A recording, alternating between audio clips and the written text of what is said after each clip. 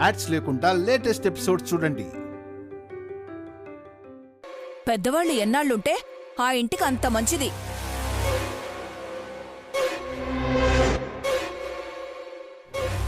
మీ అమ్మ లాంటి వాళ్ళు పోవాలి చూడు. హే, నా మీద పడతావేంటే నువ్వు? మెత్తగా ఉంటారని దిండులాగా మామిడి పండులాగా. శుభమాన్ బయలుదేరేటప్పుడు ఆ మాటలెందుకమ్మా, అందరూ బాగుండాలి.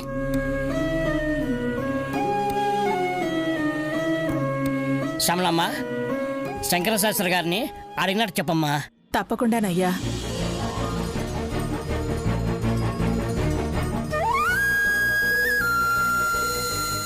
అమ్మా దా అమ్మా. అత్తయ్య, ఎందుకు ఇస్తున్నారు? తీసుకో. అవునమ్మా, పిల్లలు ఏం చేసుకుంటారు? అడగను లేరు, కొనుక్కోను లేరు. ఏదో నా సంతోషం కోసం.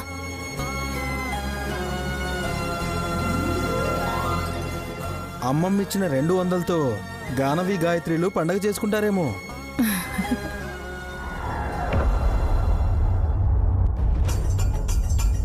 చిల్లర మిగిలితే నీకు ఇస్తారులే బ్రో. బాగా చెప్పావు విక్రాంత్. చిన్నపిల్లల డైపర్లు తీసి సెకండ్ హ్యాండ్ రేట్కి అమ్ముకునే రకం మా ఆయన. ఏయ్, ఏంటే పరువు తీస్తున్నావు? ఇప్పటికిప్పుడు మీ జేబులో నుండి ఓ 10 రూపాయలు తీయండి. పరువు గురించి తర్వాత, ముందు మీ పర్స్ చూపించండి. చేంజ్ లేదు. పోనీ ఎంతుంటే అంత బయట పెట్టండి. హాసిని, అందరి ముందు ఏంటి పరాచకం? మీ అరాచకంలో పావంతు కూడా ఉండదు నా పరాచకం.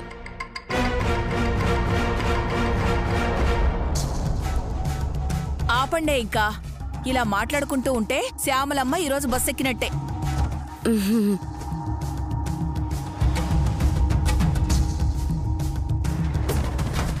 వెళ్ళొస్తాను. బస్ స్టాండ్లో దిగబెట్టొస్తాను. క్యాబ్ బుక్ చేస్తే వెళ్ళిపోతుందిలేండి. అక్కర్లేదు, దిగబెట్టొస్తేనే మంచిది. నువ్వు బానే అంటావక్క. ఈయనే వెళ్ళాలా? నేనే వద్దన్నాను సుమన, సరేనా? అయ్యో బ్రో, నువ్వెందుకు బ్రో, నేనున్నానుగా. పర్లేదులేరా. జాగ్రత్తమ్మా, అసలే ఒట్టి మనిషివి కూడా కాదు. చిట్టి డైలాగ్ ఇది. ఈ రోజు శ్యామల పిన్ని గారు చెప్పేశారు. సరే, ఉంటాను. అమ్మా, కడుపుతో ఉన్నదానికి కోరికలుంటాయి కదా. అవునమ్మా, ఈసారి వచ్చినప్పుడు తీసుకొస్తాను. ఏం కావాలో చెప్పు. తినేవి కాదు. మరి వినేది.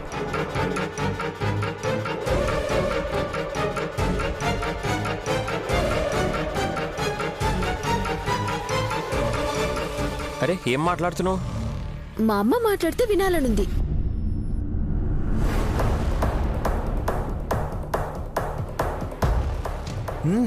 ఇప్పటిదాకా పోతా జాతా అని అంటూనే ఉంది. వినలేదా మీరు?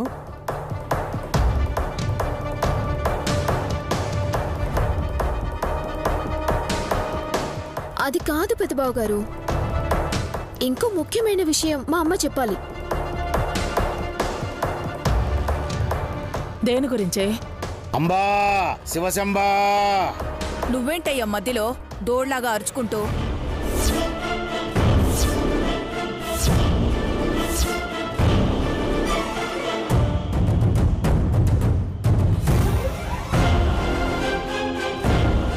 దూడను కాదు మాత, శివుని నీడను. ఏదోలే, పక్కకెళ్ళు. ఆ రాయి ఎవరి కాలు మీదైనా వేసావనుకో, టెలిఫోన్ బూత్ పెట్టుకోవాల్సి వస్తుంది. చిట్టి మాత దీని ప్రస్తావనే తీసుకొస్తుందని తీసుకొచ్చాను పొడుగు మాత.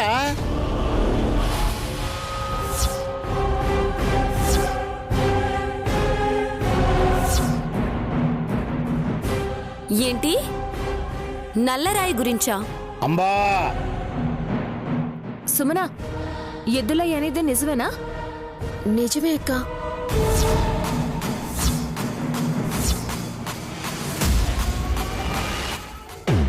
దాని గురించి అమ్మ చెప్తే వినాలని కోరికగా ఉంది. ఊరెళ్లే ముందా నీకు గొంతమ్మ కోరికలు వచ్చేది? విషయం ఏదో తెలుసుకోవాలనుకుంది. కొండ మీదుండే కోతిని తీసుకురమ్మని లేదుగా.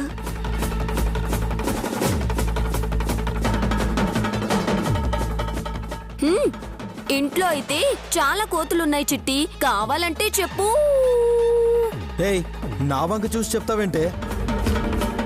విశాల్ బాబు, ఆలస్యం అవుతోంది. బస్సు వెళ్ళిపోతే సాయంత్రం దాకా ఇంకో బస్సు లేదు. రండి పదండి. ఆగండి. అడిగాక ఆన్సర్ ఇవ్వాలి.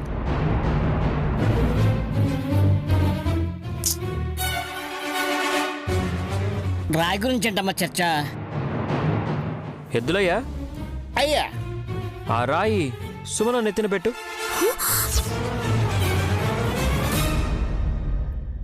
అలాగే.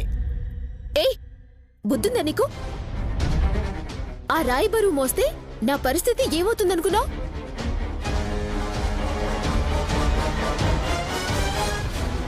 నువ్వేగా కావాలన్నావు. రాయి కావాలని లేదురా, రాయి గురించి వివరాలు కావాలంది.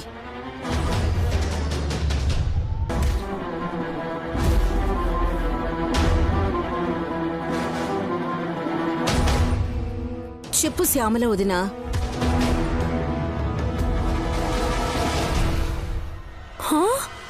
ఇదేంటి కొత్తగా? ఎన్నడూ లేనిది వదినా అని గారాలు పోయింది అత్తయ్య. అవసరం అలాంటిదేమో మరి.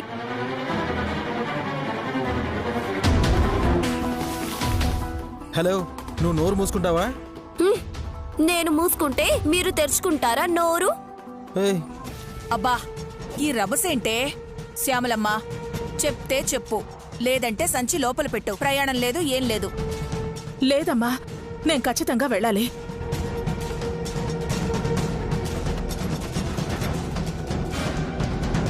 ఈ రాయినే తీసుకుని వెళ్ళమ్మా, విశాలాక్షి అమ్మవారి గుళ్ళో పెట్టి.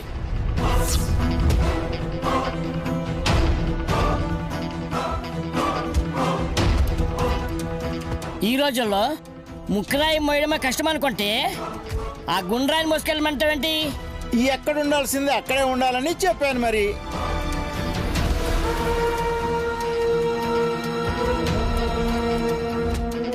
ఈ కృష్ణరాయి తీసుకొచ్చింది నాగసుబ్రహ్మణ్యేశ్వర స్వామి గుడి నుండి.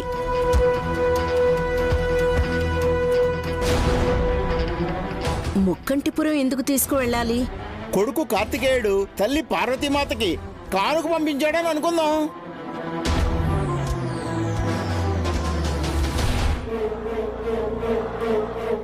గిఫ్ట్ అంటే రాళ్ళు ఇవ్వడం కాదు, రత్నాలు ఇవ్వాలి. ఇస్తుంది ఇస్తుంది ఇస్తుంది ఇస్తుంది.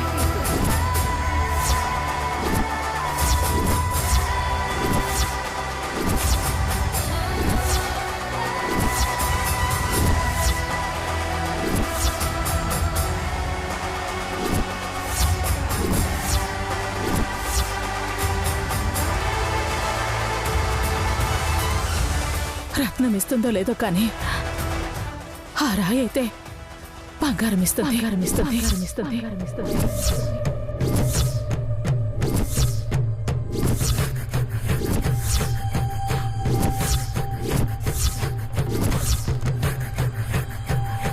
బంగారం ఇస్తుందా? నేను బయలుదేరతాను. రండి అల్లుడు గారు. బంగారం అని చెప్పి వివరంగా చెప్పకుండా వెళ్ళిపోతే మేము ఆలోచిస్తూ ఆరోగ్యం పాడు చేసుకోవాలమ్మా. చెయ్యొదలవే, నేను ఊరు వెళ్ళాలి. ఆ సంచిటివ్వు, నువ్వెక్కడికి వెళ్ళొద్దు. సుమనా, వెళ్ళని. తాతయ్య బాగోగులు ఎవరు చూస్తారు? ఎవరా? విశాలాక్షి తల్లి చూస్తుందిలే అక్క. ఇన్నేళ్ళు ఒళ్ళు కూడా కడిగారుగా అభిషేకం పేరిట.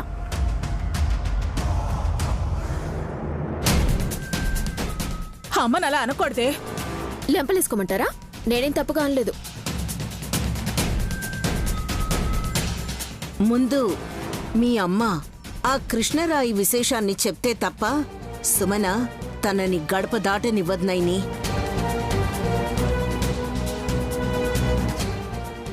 శ్యామల ఆంటీ, మీరు చెప్పేయండి. కావాలి అంటే కారులో తీసుకెళ్ళి మీ ఊళ్ళో నేను దిగబెట్టొస్తాను. అంత త్యాగం చేయనక్కర్లేదు మీరు. పిన్ని గారిని 10 కాలాల పాటు క్షేమంగా ఉండనివ్వండి. అత్తయ్య మీరు పదండి. కాదు బావగారు,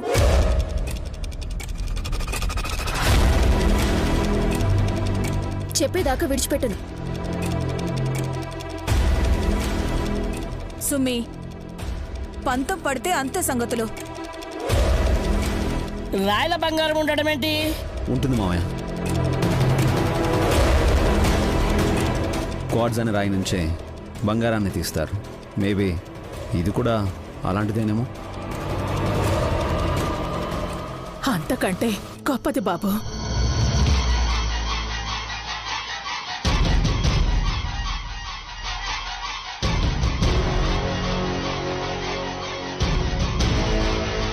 మరలాంటప్పుడు చెప్పకుండా వెళ్ళిపోతే ఎలా వదినా?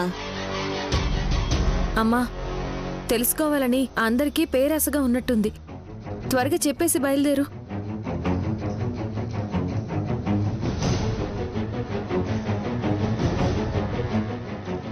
చెప్పాక వీరి ఆనందం ఆవిరైపోతుంది మాత. వివరించు.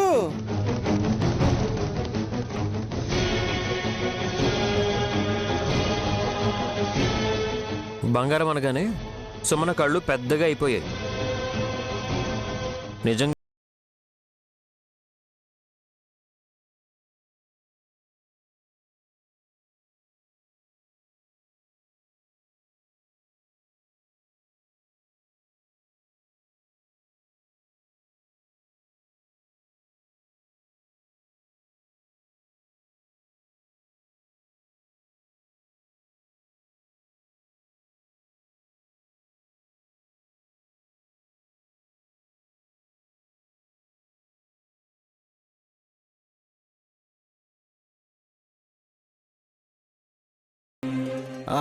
పగలగొట్టి చూస్తే తెలిసిపోతుందిగా.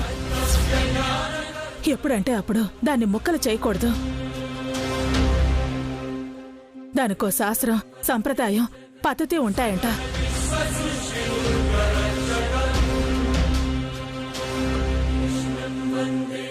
I see. నీ అంచనా ప్రకారం ఎంత బంగారం ఉండొచ్చు వదినా? తెలీదమ్మా, కానీ ఒక్క మాట అయితే తెలుసు. అందులో ఉండే బంగారానికి చాలా విలువ ఉంటుందంట.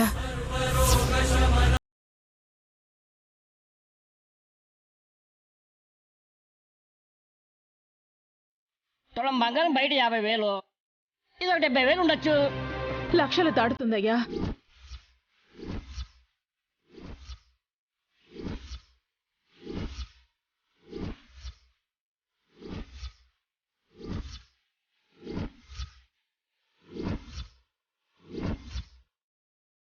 ఆ బంగారం దగ్గరుంటే కుబేరులయ్యే అవకాశం, అదృష్టం లభిస్తుందని నమ్మకం.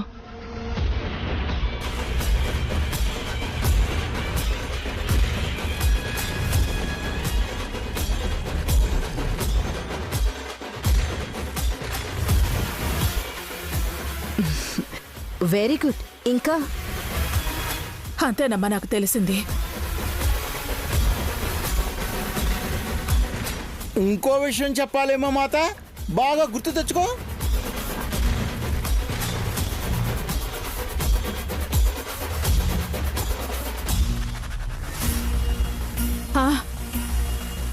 గుర్తొచ్చింది.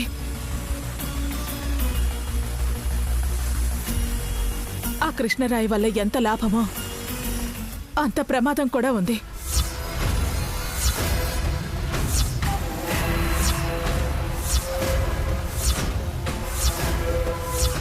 ఏంటత్తయ్య అది? దాన్ని మొక్కలు చేయాలని చూస్తే నాగలోకం అల్లకల్లోలం అవుతుందంట.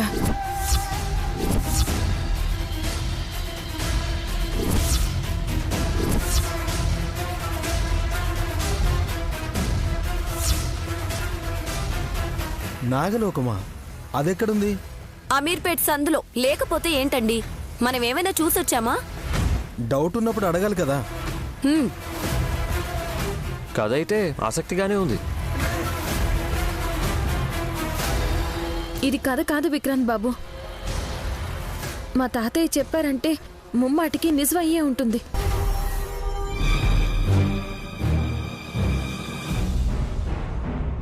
ఆ తదుపరి ముఖ్యాంశం ఏంటి మాత?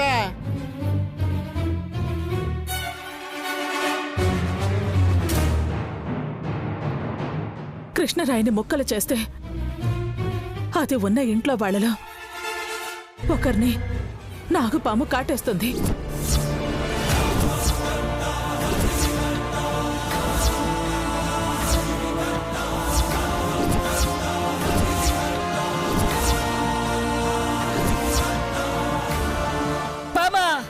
అదే కదా చెప్పింది.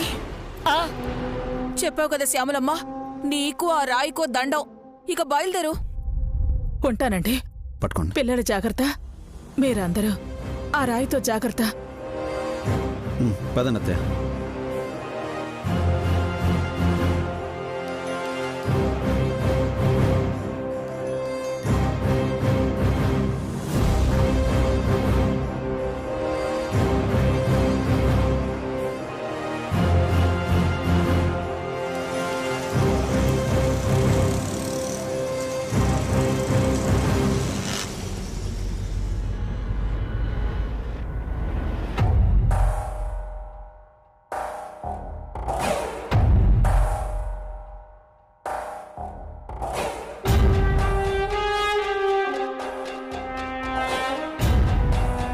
ఇంత సీరియస్గా ఏం రాసుకుంటుంది?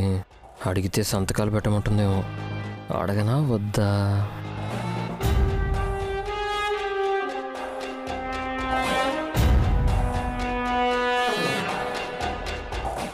ఇప్పుడు ఈ పేపర్ ఎవరికి చూపించను?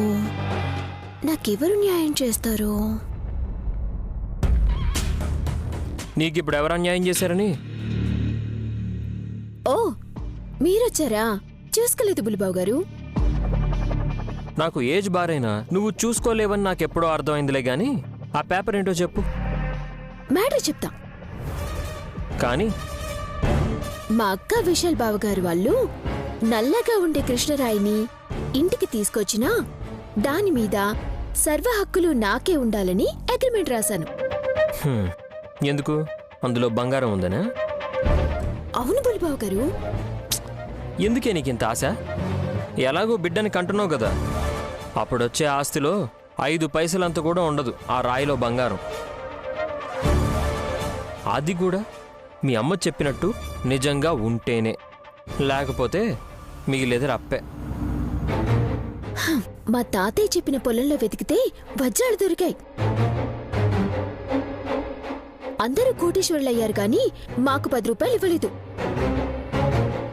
ఇప్పుడు కూడా ఆయన చెప్పారని మా అమ్మ చెప్పింది కాబట్టి అందులో ఖచ్చితంగా బంగారం ఉండనే ఉంటుంది. ఎంత? ఎంతో కొంత, ముక్కుపుడుకంత ఉన్నా సరే అది నాకే. కష్టపడి తీసుకొచ్చింది విశాల్ బ్రో, దాని మీద రైట్స్ వాళ్లకుంటాయి. అవన్నీ అనవసరమండి. దాని మీదకి పామెక్కింది, పాకింది, అప్పుడే నేను కాలు జారింది. కింద పడ్డావా? తలరాత కంటే వజ్రాల గనిలో పడ్డాననుకోండి.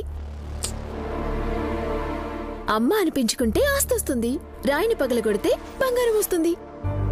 పగలగొట్టడానికి అదేం బాదం పప్పు సైజులో లేదే, నీ అంతుంది.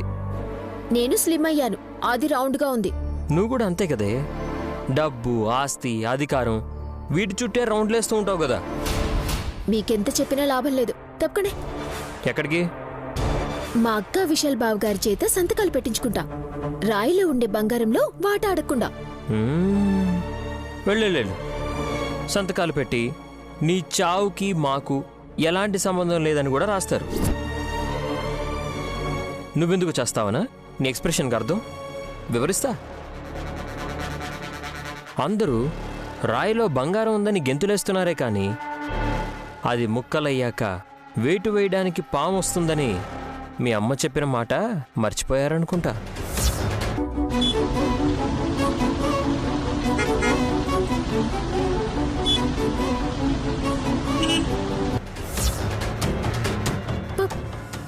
పాము బుస్ కాటేస్తుందని చెప్పిందా లేదా? చెప్పింది. నిజంగానే వస్తుందా? సిని, రాయిలో బంగారం ఉందని నమ్మాక సర్పం వచ్చి నీ ప్రాణాలు అర్పించేలా చేస్తుందని నమ్మలేవా? చెప్పడం అయితే చెప్పాను, వెళ్ళు. చావు కొని తెచ్చుకుంటానంటే వెళ్ళు.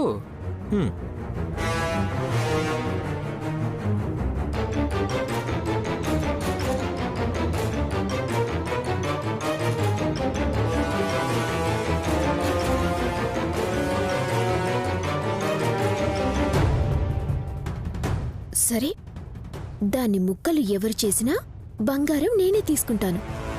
పాము బలి కోరడానికొస్తే వాళ్ళని చూయిస్తాను.